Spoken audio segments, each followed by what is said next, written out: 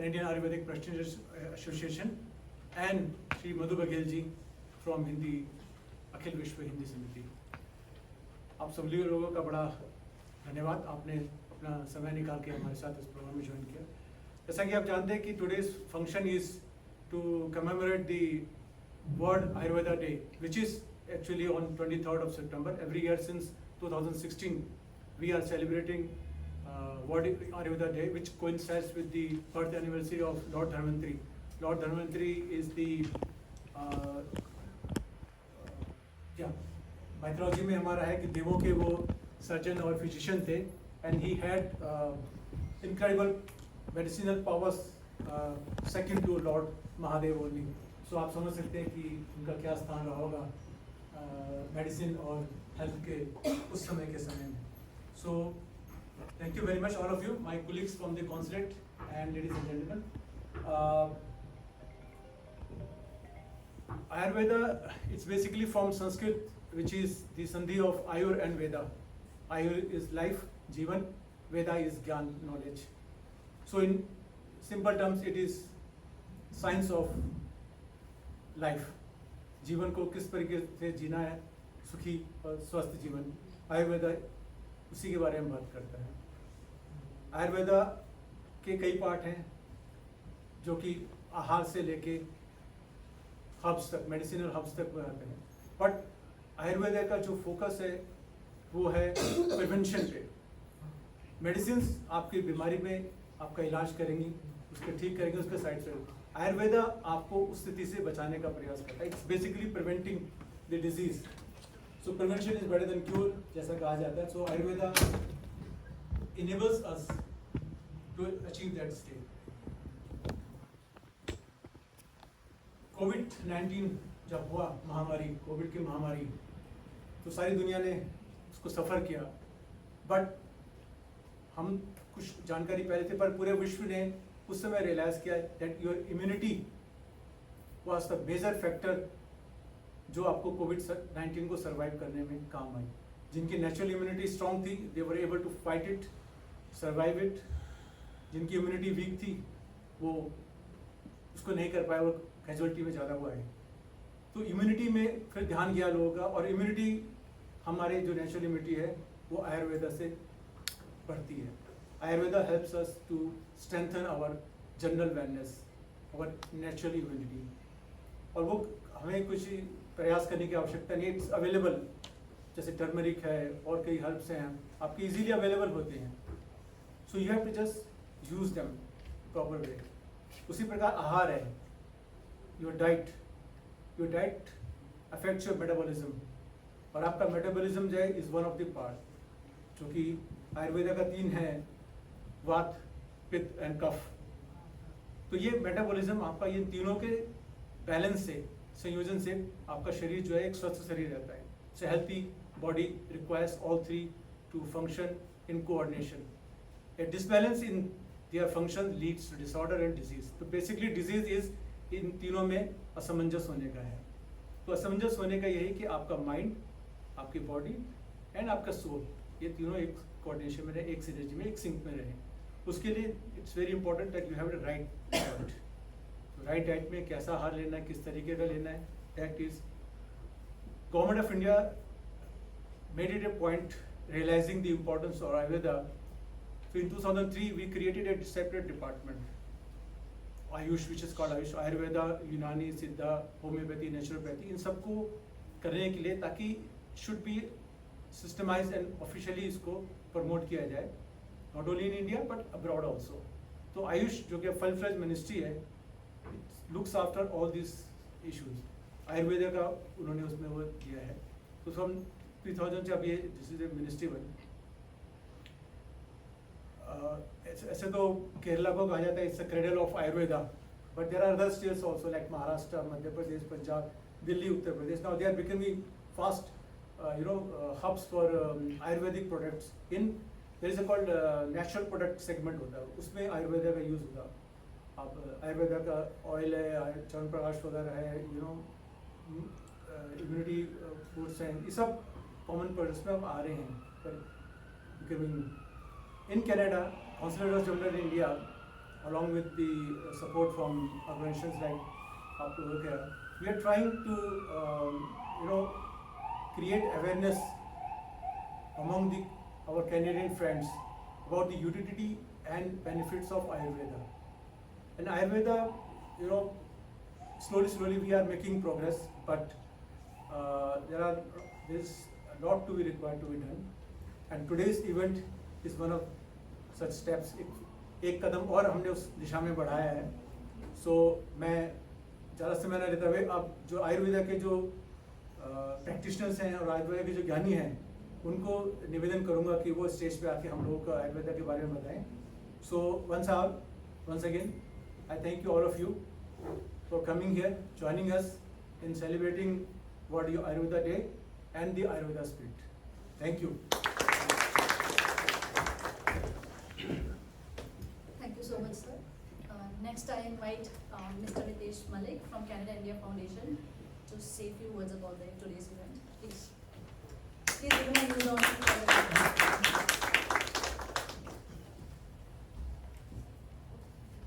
Thank you, Simran. Namaste, good afternoon everyone. So you rightly said lot needs to be done, and I'm happy to report that all of us here are doing our best to make Ayurveda and yoga part of everyday life here in Canada.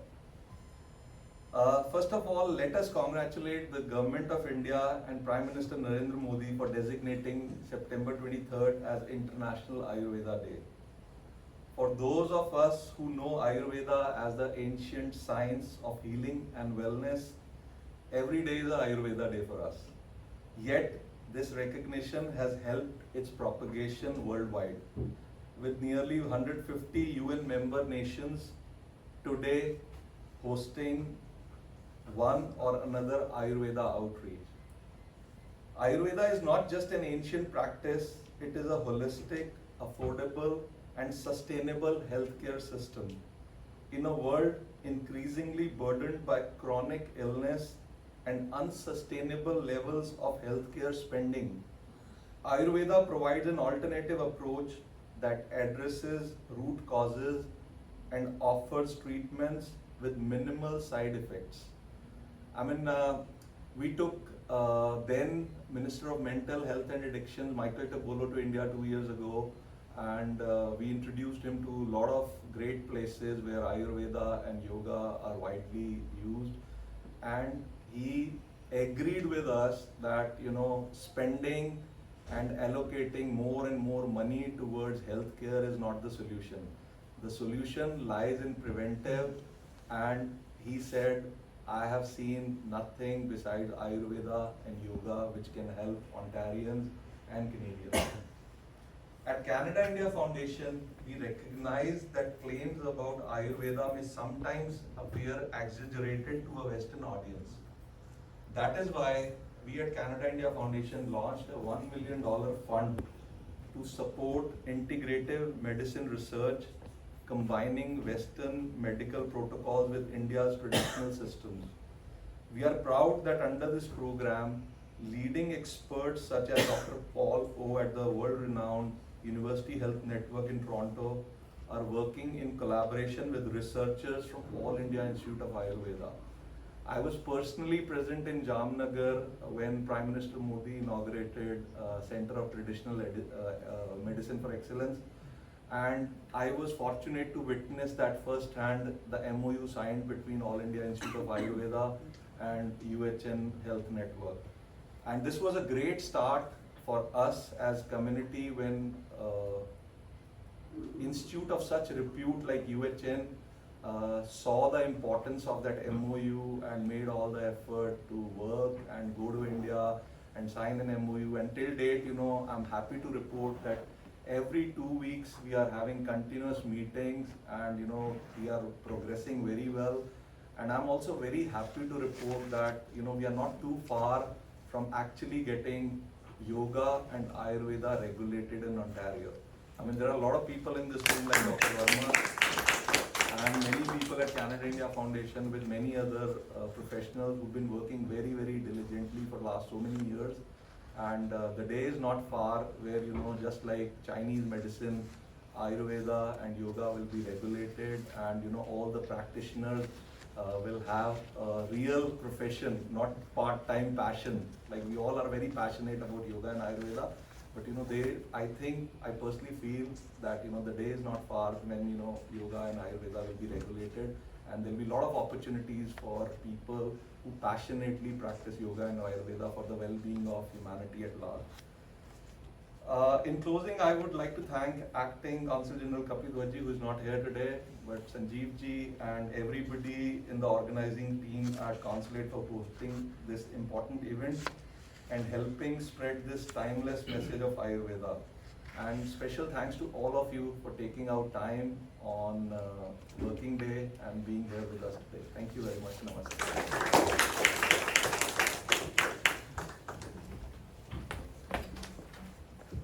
Thank you so much, Riteshji. Next we have Dr. Harish Verma from Canadian Ayurvedic Practitioners Association. He'll be presenting us a small presentation about introduction to Ayurveda. Mr. Harish.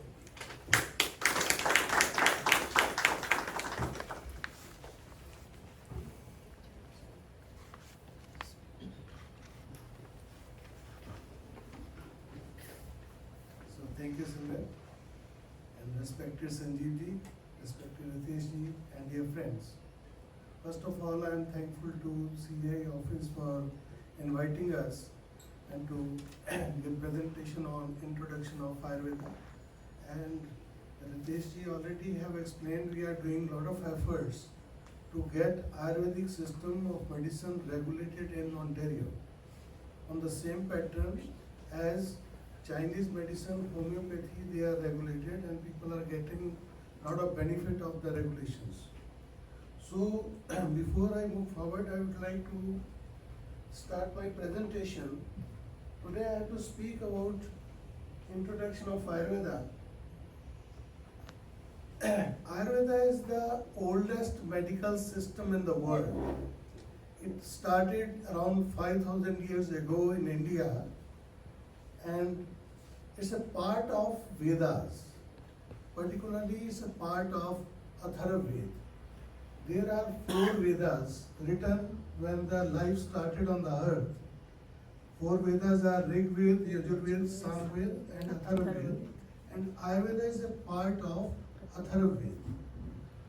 And as you know, the Ayurveda word, Sanjeev ji has already explained, Ayurveda is composed of 2 words, Ayur and Veda. Ayu means life, Veda is knowledge or the science. So it's a science of life.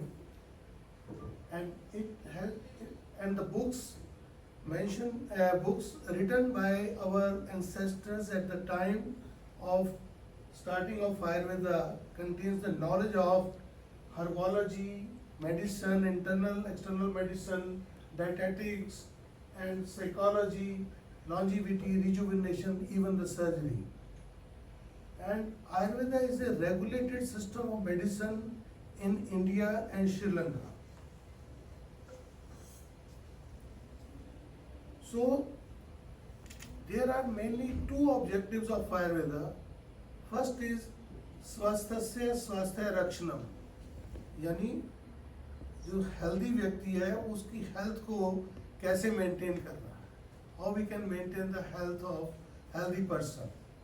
And second is आतुरस्य विकार प्रशमनम, means जो बीमार हो गया तो उसके रोग को कैसे दूर करना है, यानी preventive medicine and the internal medicine, both are the objectives of Ayurveda. Now the definition of health, it was written 5,000 years back.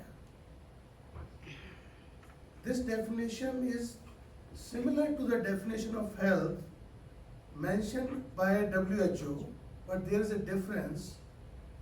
In first line they mentioned some dosha, some agnisha, some dhatu mal kriya.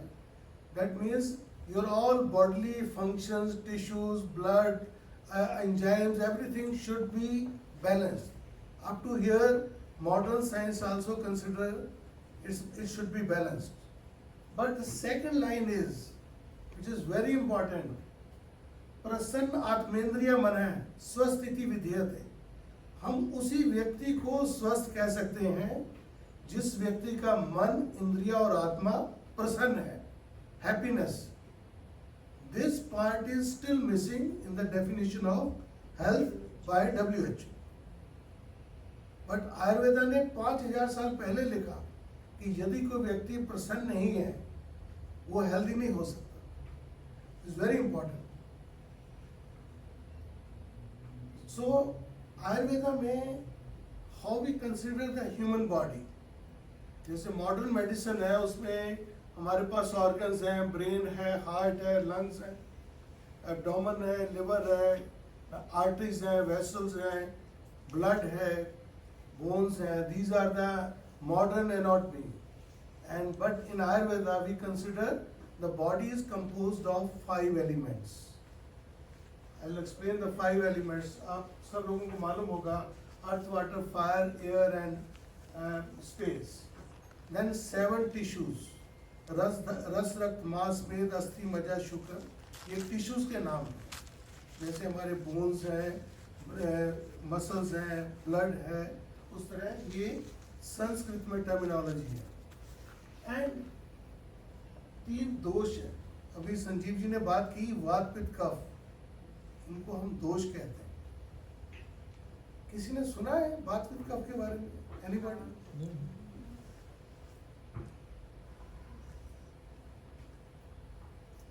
ये बड़ा important है, ये आप लोगों ने आज learn करके जाना है। अगर इतना लर्न कर लिया कि वात, पित्त, कफ क्या है, then beginning will start. It will start the beginning. Okay. And then is the soul, mind and intellect. And 3 waste products. Body, living body is composed of these items. And before we go further, 5 elements I have already explained: space, air, fire, water and earth. In human body we have all the 5 elements.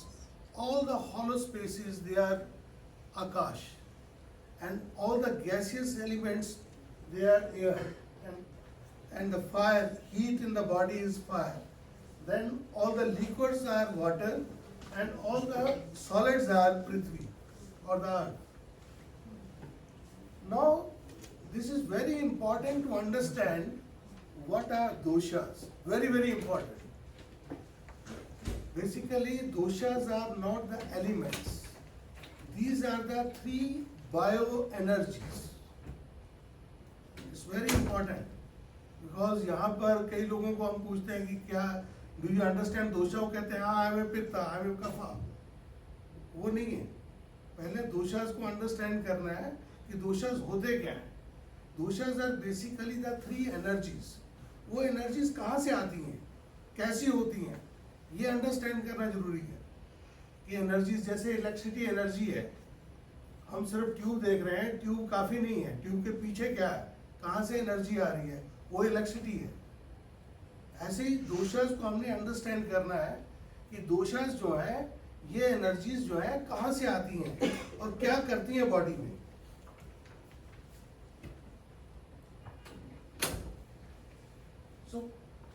वात को understand करने के लिए ये hurricane का concept आप दिमाग में लाइए पहले। Vata is a energy which is derived from space and air. When there is a collision, energy is produced. That energy is called as vata energy in Sanskrit. तो हरिकेन इज द एग्जाम्पल।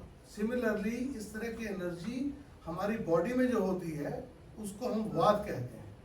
तो उसका काम क्या है, मूवमेंट। जितनी मूवमेंट्स बॉडी में होती हैं, चाहे वो ब्लड मूव कर रहा है, चाहे नर्व के मैसेजेस मूव कर रहे हैं, ब्रेन टू नर्व्स मैसेजेस जा रहे हैं, चाहे लिम्स की मूवमेंट है, चाहे हार्ट की मूवमेंट है, everything, every movement is related to vata. अब अगर वो मूवमेंट बढ़ जाए, यानी वात अगर बढ़ जाए तब भी दोष, अगर वात कम हो जाए तब भी दोष। तभी इनको दोष कहा गया है, मीन्स फॉल्ट। अगर ये बैलेंस एनर्जी इम्बैलेंस्ड हो जाती है तो रोग क्या होता है, रोग क्या होता है, अगर एनर्जी बढ़ जाए तो बॉडी में रोग आ जाता है। अगर वात बढ़ गई तो वात रोग हो गया, अगर पित्त बढ़ गई तो पित्त रोग हो गया, अगर कफ बढ़ गया तो कफ रोग हो गया। तो आयुर्वेदा में there are 80 types of vata doshas or vata diseases are explained, and similarly there are 40 types of pitta disorders and there are 20 types of kapha disorders. तो कौन सी एनर्जी बढ़ती है उस तरह का डिजीज हो जाता है। तो लेकिन अगर ये दोषास बैलेंस्ड होते हैं, that is called as health. तो वात जो है, vata is derived from air and space. Similarly pitta energy, when there is a collision between fire and water, a energy is produced.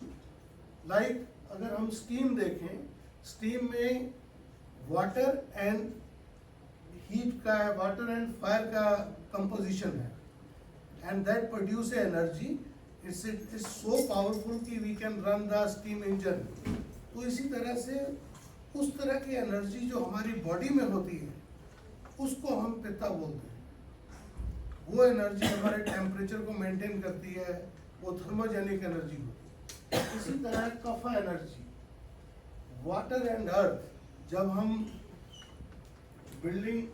कोई बिल्डिंग मटेरियल को, जैसे सैंड एंड वाटर को या cement and water को mix करते हैं, there is a cohesive energy, वो building का काम करती है। So that is called as kapha. Kapha does not mean कि जो कफ होती है, बलगम होती है, ऐसा नहीं है। तो कफा इस एनर्जी का नाम है। इसकी जो प्रॉपर्टी है, that is to build the body, build the tissues. तो जो कफ बढ़ रहा है तो ये बिल्डिंग का काम करेगा। जो वात है ये अपोजिट करती है। So vata is called as a catabolic energy and kapha is called as anabolic energy. Basically ये तीन एनर्जीज हैं जो बॉडी में सारे फंक्शंस को रेगुलेट करती हैं। अगर ये एनर्जीज इम्बैलेंस होती हैं, they lead to disease. If they are balanced, that is health. When there is a imbalance, तो हमारे पास देयर आर वेरियस मेथड्स उसको बैलेंस करने के लिए। ये एनर्जीज को हम बैलेंस करते हैं। अगर किसी की पित्त बढ़ गई है तो हम उसको अपोजिट प्रॉपर्टीज के मटेरियल देके, उसको फूड देके, उसको हर्ब्स देके अपोजिट उसको नीचे लेके आते हैं, वो बैलेंस होता है, पेशेंट को आराम आता है। तो ये प्रिंसिपल रहता है। तो एक आयुर्वेदा में बहुत इम्पोर्टेंट कॉन्सेप्ट है, कॉन्सेप्ट ऑफ कॉन्स्टिट्यूशन, कि आपकी प्रकृति क्या है। ये दो चीजें भी आपने आज लर्न करनी है, एक प्रकृति और एक विकृति। Prakriti means constitution.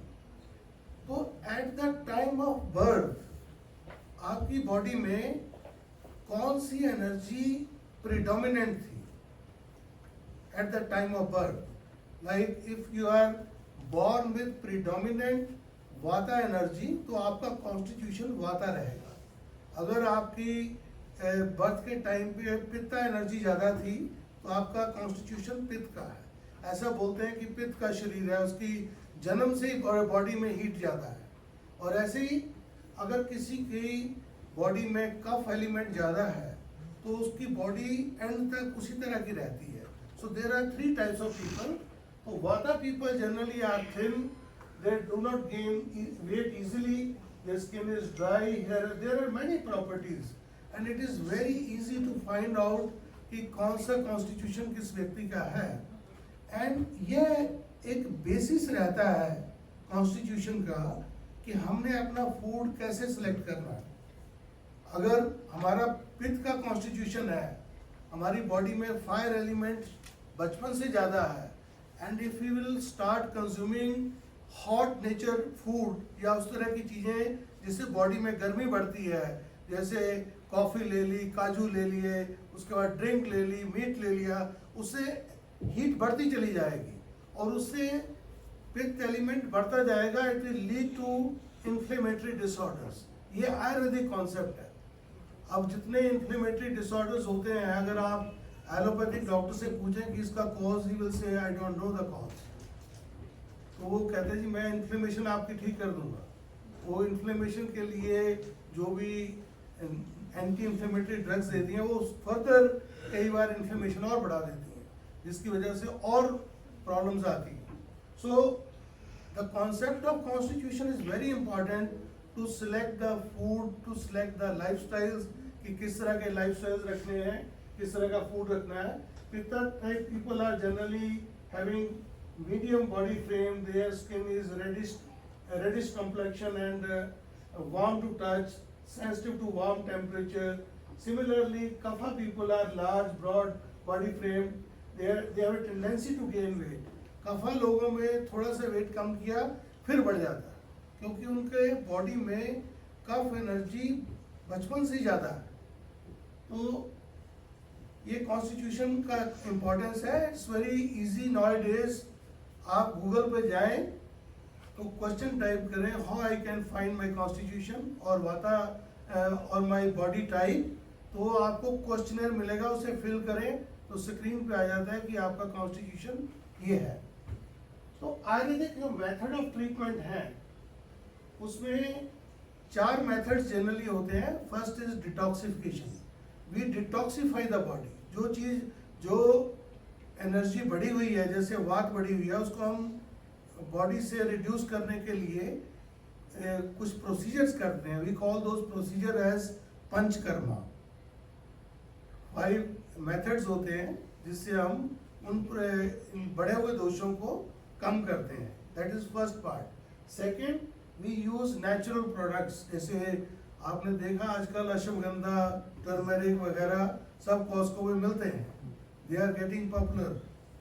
वो सेकेंड पार्ट है. We call it samshaman chikitsa, जो संशमन औषधियाँ. Third part is dietary regiment, कि आपने फूड कौन सा लेना है, कैसा लेना है. It all depends on your constitution. And last is your lifestyle regulation. तो आपने अपने लाइफस्टाइल को कैसे मॉडिफाई करना है. स्ट्रेस को कम करने के लिए we generally advise yoga, meditation, all these things. तो आयुर्वेद में बहुत सारी थेरेपीज भी होती हैं, जैसे शिरोधारा थेरेपी है, शिरोवस्ती है, उद्वर्तन है, स्वेदन है. बहुत सारी थेरेपीज होती हैं जो time to time qualified Ayurvedic practitioners जो हैं वो according to the disease, according to the constitution of the person recommend करते हैं. ये वीडियो, इसमें वीडियो था, पता नहीं चलेगा नहीं चलेगा.